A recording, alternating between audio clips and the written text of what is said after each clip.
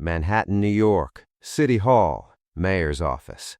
2:34 p.m. Wednesday, September 12th, 1962. The air was thick with the scent of leather polish and stale cigarette smoke.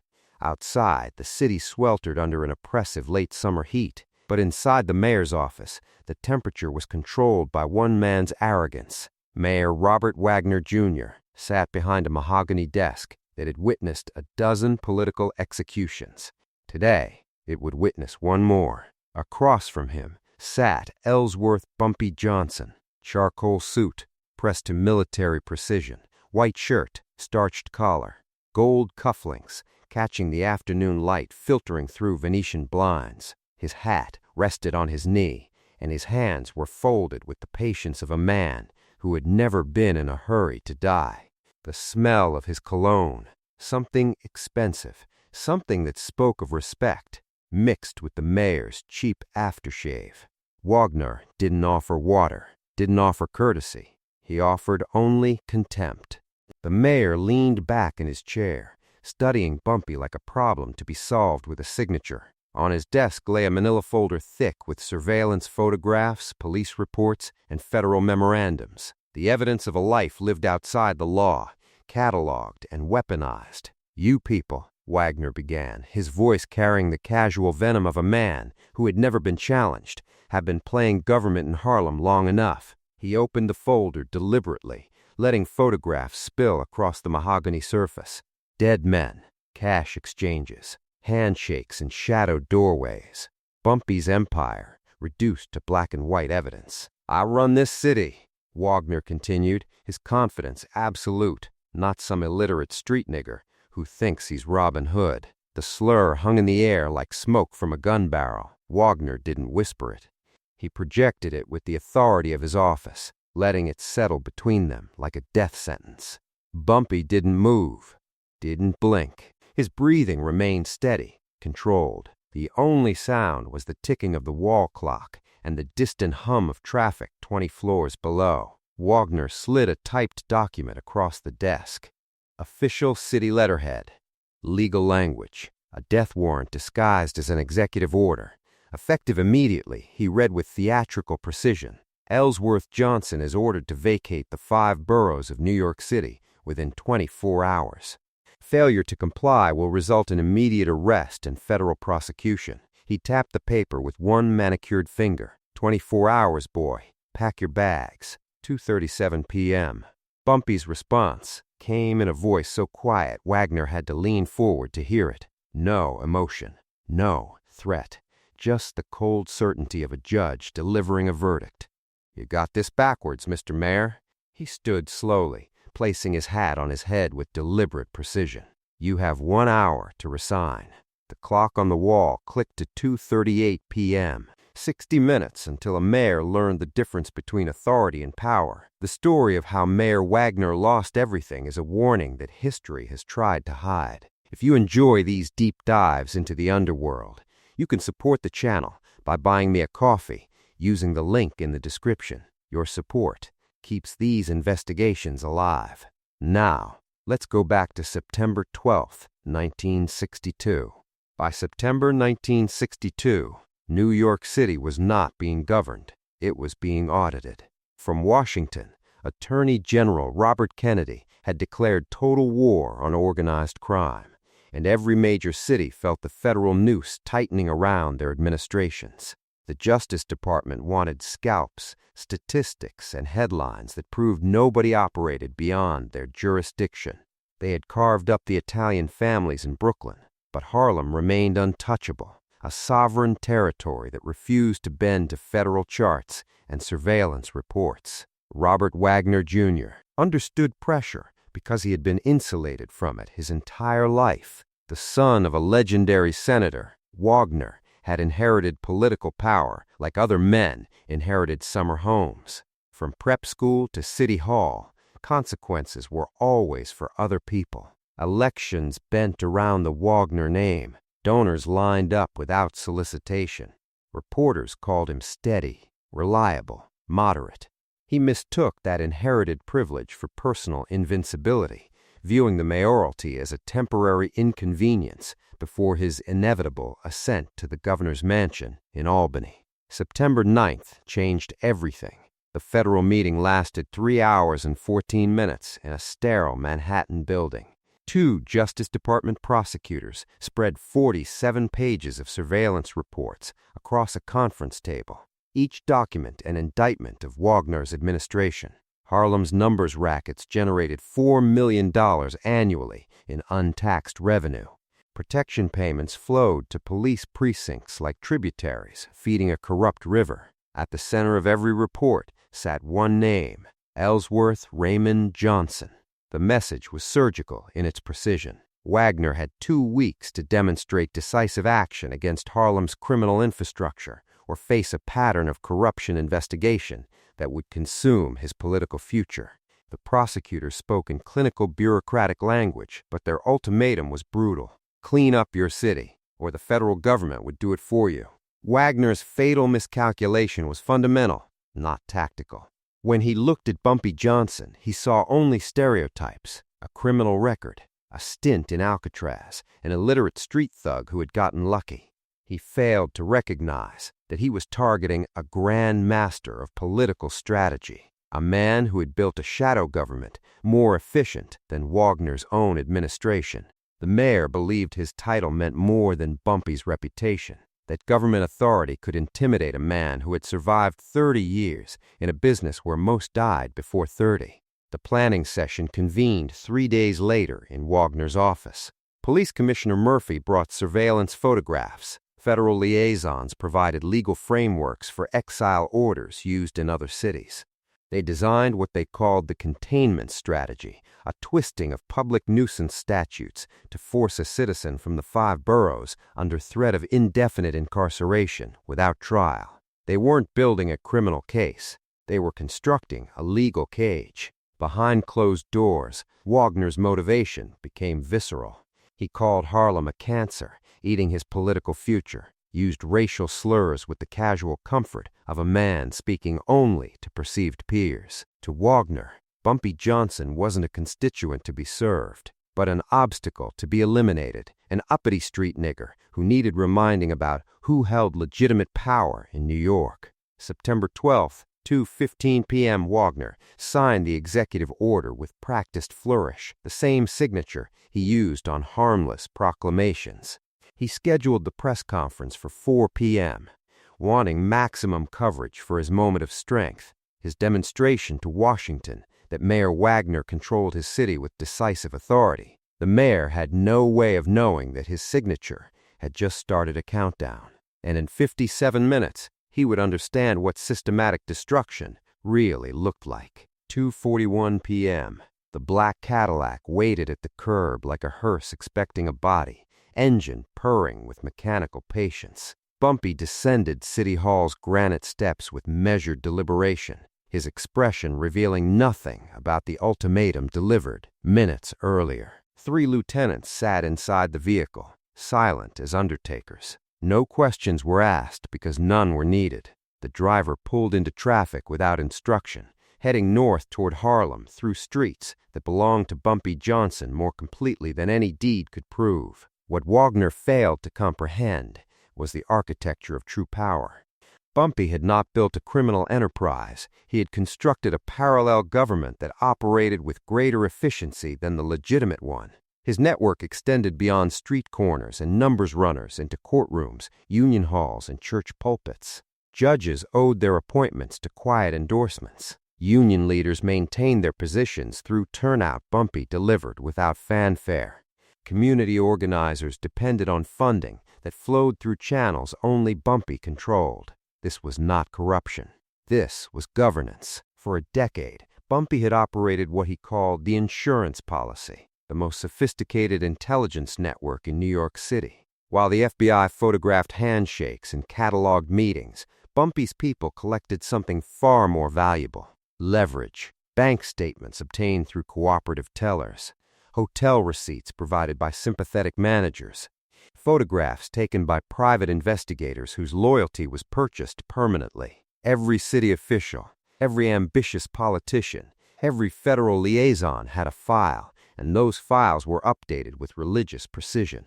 The man beside him produced a black leather binder from beneath his coat. No markings, no labels, just 3 decades of quiet insurance. Bumpy opened it to a section marked with a red tab. Wagner, the mayor, existed here, not as a public servant, but as a vulnerable asset.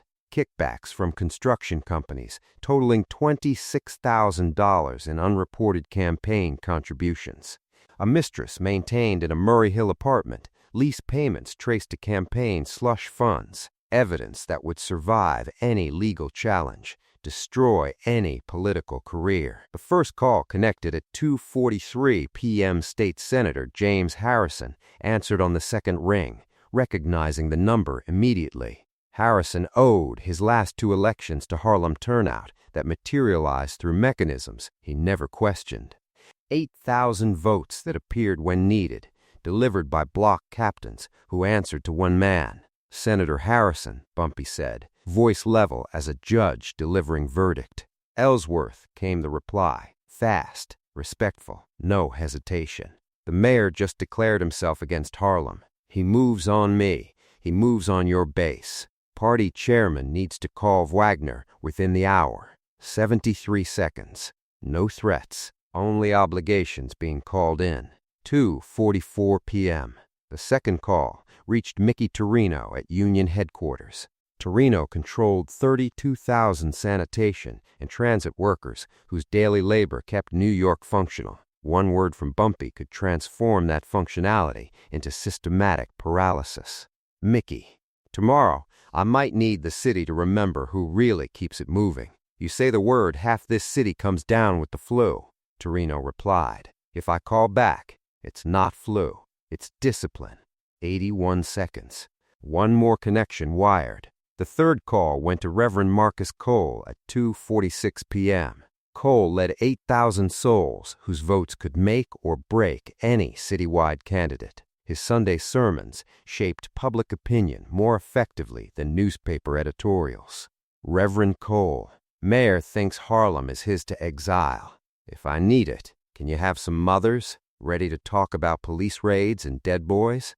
They'll be ready, Cole replied without hesitation. 67 seconds, 3 calls, 3 pillars, political power, labor muscle, moral authority, aligned without argument, without persuasion. Each man understood that Bumpy's call wasn't a request.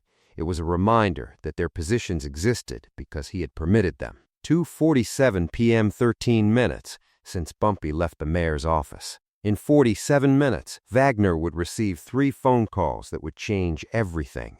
The first would come from his own party chairman. 2:52 p.m. Senator Harrison stared at his phone for exactly 3 seconds before dialing the private line of Democratic Party Chairman Vincent Albino. The conversation lasted 11 minutes and destroyed Wagner's political future before the mayor understood he was under siege. Harrison detailed the exile order with clinical precision, then revealed what mattered more than constitutional violations: Wagner's private language, the racial slurs delivered with administrative confidence inside City Hall.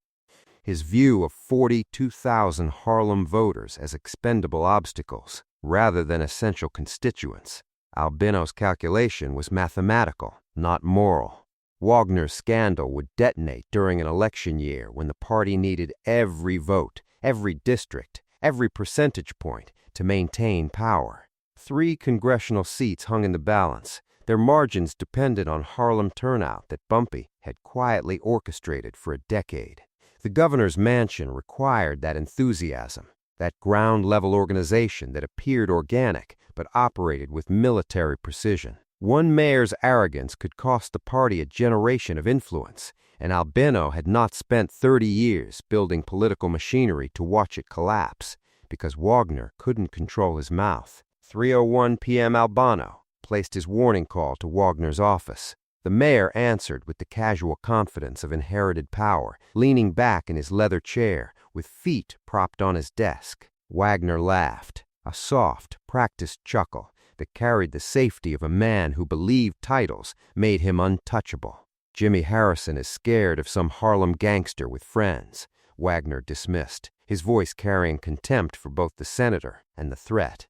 We finally have Washington's backing to clean up this city. And you want me to negotiate with Ellsworth Johnson because he knows how to dial a telephone?" Wagner hung up, believing he had reassured his party chairman, not understanding that Albino had already begun calculating his replacement. 2:58 p.m., 28 blocks north. Mickey Torino convened his inner circle in a windowless room beneath Union headquarters. 12 men who controlled the city's circulatory system, garbage collection, subway operation, street maintenance, listened as Torino outlined what he called a work slowdown. The language was bureaucratic camouflage for systematic sabotage. Garbage trucks would develop brake problems requiring immediate safety inspections. Subway trains would experience signal malfunctions demanding emergency protocols. Nothing illegal, nothing provable, just the city itself demonstrating Wagner's impotence. This was Bumpy's genius. Smart violence that never required a weapon. Physical brutality left bodies and federal investigations. Financial pressure created martyrs and newspaper headlines. But making the city turn against its own mayor, forcing New York itself to demonstrate Wagner's vulnerability, that was artistry. The mayor would face a crisis not of Bumpy's making, but of municipal rebellion that appeared organic, inevitable, beyond any single man's control. 3:04 p.m., Reverend Marcus Cole gathered 7 mothers in his church basement, women whose sons had died in police raids that newspapers called justified and communities called murder.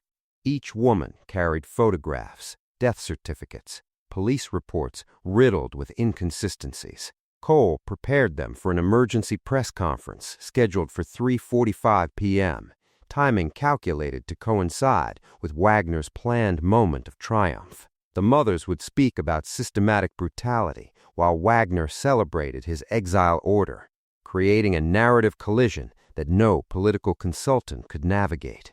Simultaneously, 3 sealed manila envelopes were hand-delivered to newspaper editors across Manhattan. Inside each, photographs of Wagner with his mistress, bank statements showing $26,000 in unreported contributions, documentation of kickbacks traced through shell companies. The envelopes came with typed instructions: hold pending confirmation call, publish on command, copies exist in multiple locations. The editors understood immediately. This was not a leak. This was a detonation device awaiting its trigger. Wagner's isolation accelerated with geometric precision. His calls to federal contacts went unreturned, routed to subordinates who promised callbacks that would never materialize. The Justice Department liaison who had pressured him into action was suddenly unreachable for the rest of the day. The police commissioner was in meetings, a phrase that meant he had decided to stop sharing exposure. Wagner's chief of staff appeared in his doorway at 3:09 p.m., face drained of color, holding a preliminary report from sanitation that made no sense until it made perfect sense. 3:12 p.m. The first domino fell with mechanical precision. 23 garbage trucks across Manhattan simultaneously developed brake failures, drivers reporting identical safety concerns that required immediate inspection. They blocked intersections at 42nd Street, 34th Street, and Canal Street. Traffic began to choke the arteries of the city like hands around a throat. It wasn't chaos. It was choreography. The city was beginning to suffocate, and Wagner still didn't understand who held the strings. 3:15 p.m. 3 minutes until Wagner's deadline. The mayor still believed he was winning. He had no idea that his own city was already turning against him. 3:18 p.m. The courier wore a brown suit that had seen better decades, his face engineered for forgetting. He moved through City Hall security with the confidence of routine bureaucracy, carrying a manila envelope marked in red ink, "Urgent Mayor Wagner." No one questioned his visitor badge. No one checked his credentials. That was the comfort of institutional power. Threats were expected from outside, never disguised as afternoon mail. He placed the envelope directly on Wagner's desk with the finality of a judge's gavel, then vanished into the building's corridors like administrative smoke. Wagner opened the envelope with casual arrogance, expecting poll numbers or federal commendation. 8 photographs spilled across his mahogany desk like shrapnel from an explosion. They were not candid accidents, but precision strikes through a lens. Wagner entering the Murray Hill apartment at midnight. Wagner leaving at dawn, tie loosened, jacket over his arm. His mistress visible on the balcony, her face clear enough for newspaper reproduction.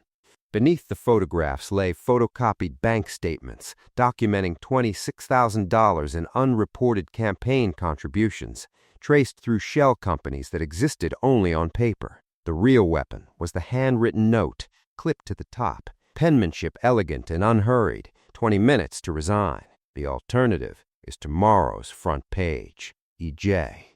The color drained from Wagner's face like water from a punctured vessel. His hands began to shake, fingers trembling against the photographs as if they were burning his skin.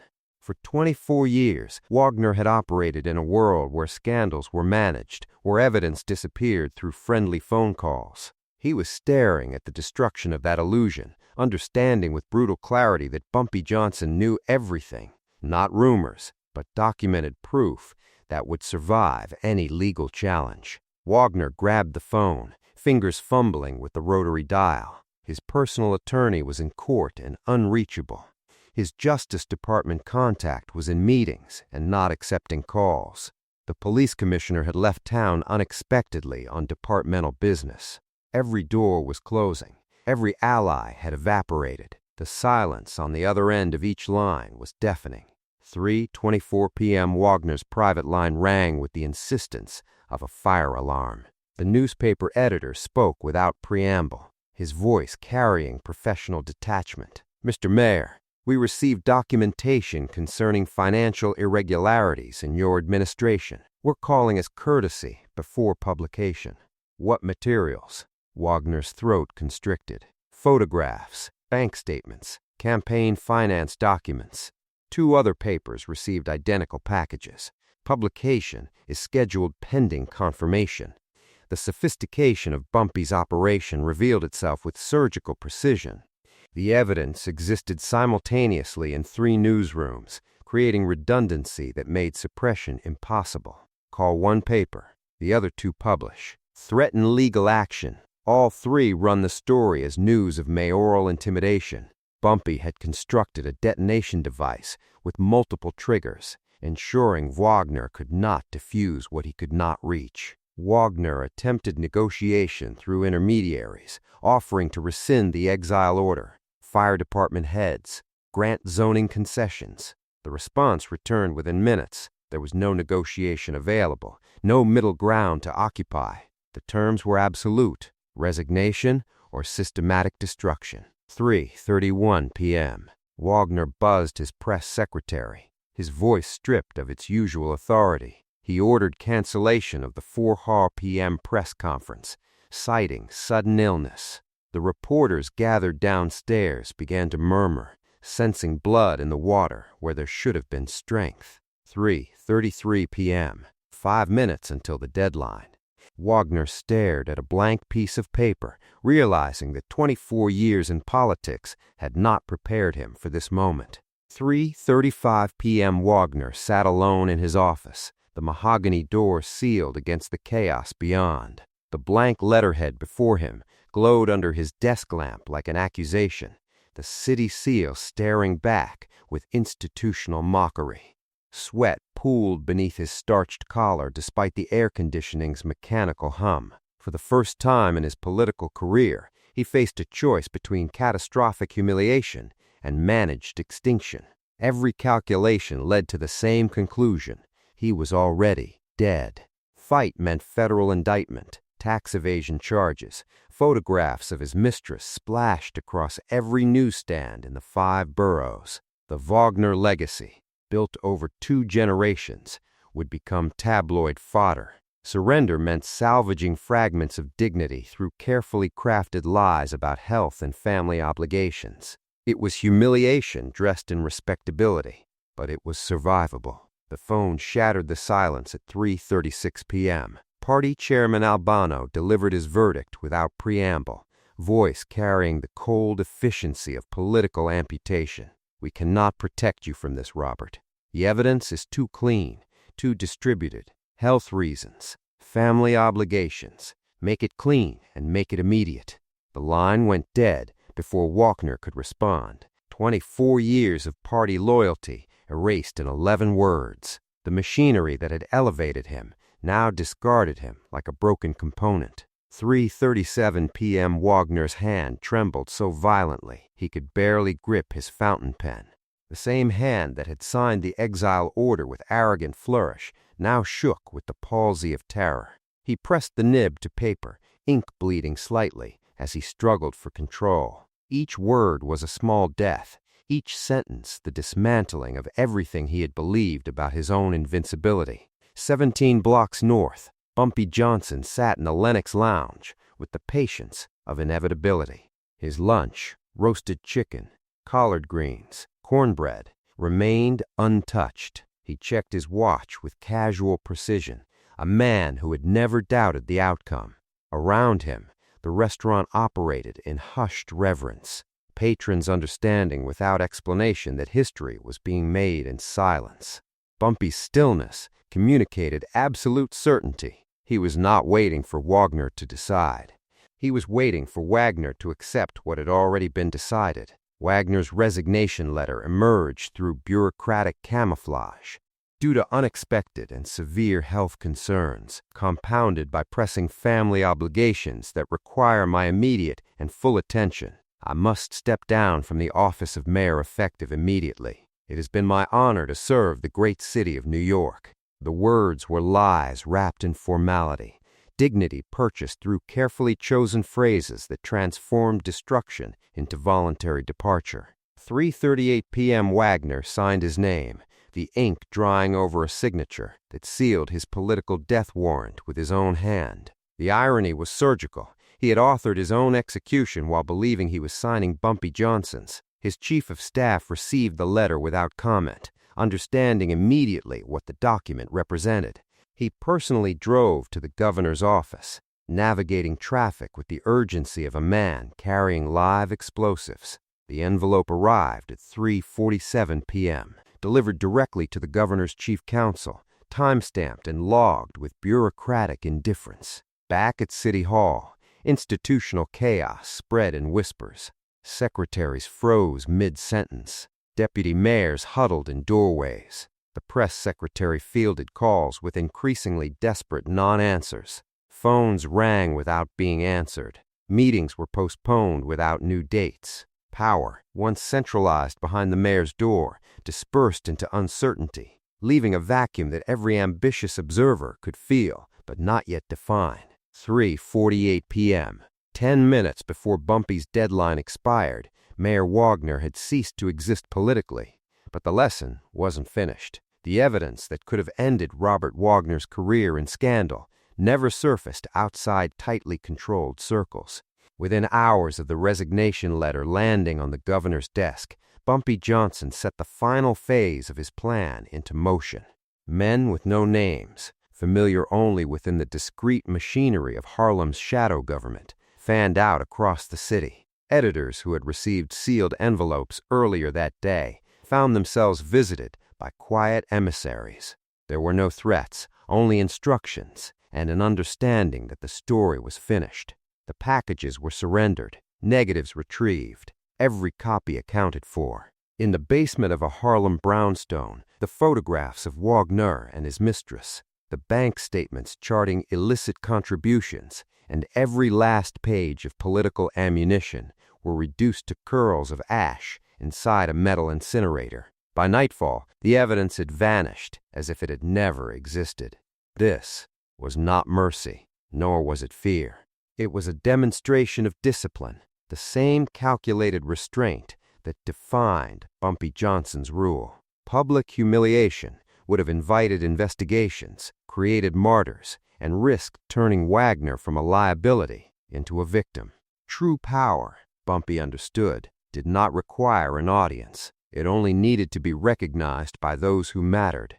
The point was not to ruin Wagner in the public square, but to remove him with surgical precision and leave nothing for the city's rumor mills to dissect. The knowledge that Bumpy could end a mayor's reign in under an hour without a single headline was more valuable than any public victory.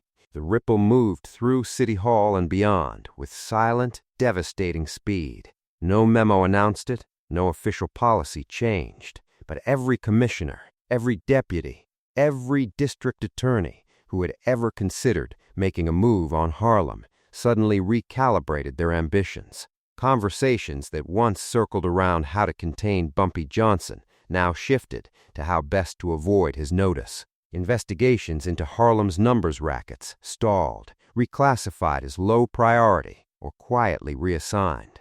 Surveillance teams redirected their attention, and ambitious prosecutors who had built careers on tough-on-crime rhetoric found other priorities. The message was clear. Bumpy Johnson was untouchable, not because he wielded violence, but because he commanded information and the discipline to use it with brutal precision.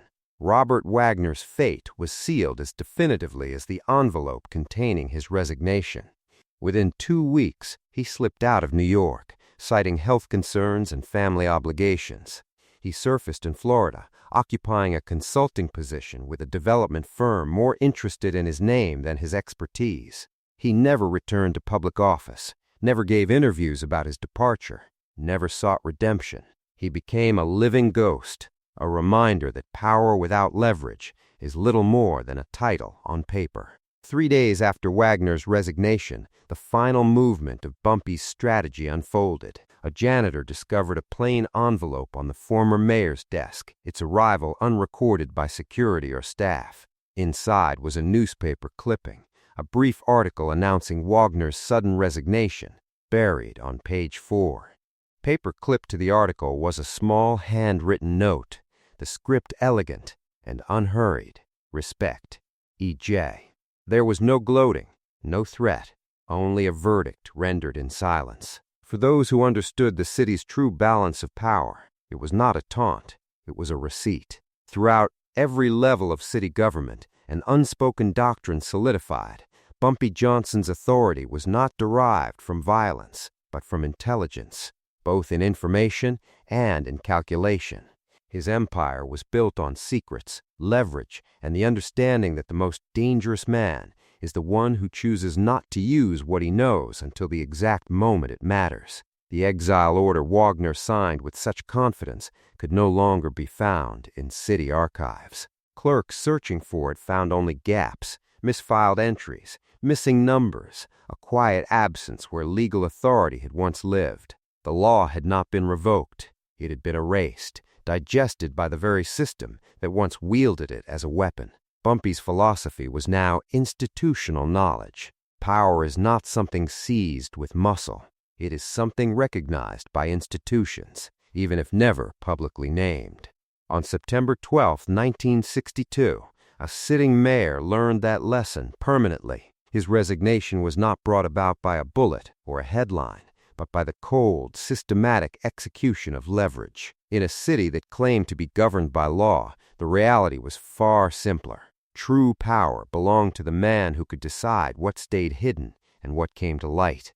The mayor who gave Bumpy Johnson 24 hours to leave New York had resigned in less than 60 minutes. But Wagner wasn't the first to underestimate the King of Harlem, and he wouldn't be the last. Next time, we'll examine the night a federal judge woke up to find his career in ruins and a simple message on his pillow: justice works both ways.